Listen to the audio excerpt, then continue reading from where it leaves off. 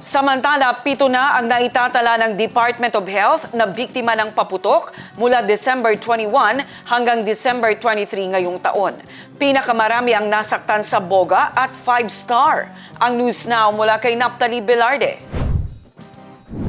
Sa datos na inilabas ng DOH, 7 na ang naitalang biktima ng paputok mula December 21 hanggang December 23 ngayong taon.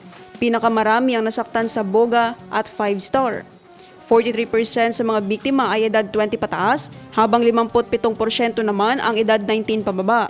Ang datos ay mula sa 62 Sentinel Hospitals na binabantayan ng DOH para sa mga firework-related injuries.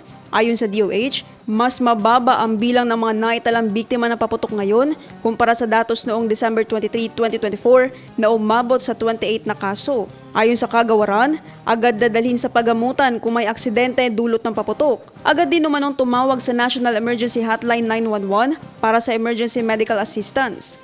Naphtali Velarde, iMinds, Philippines.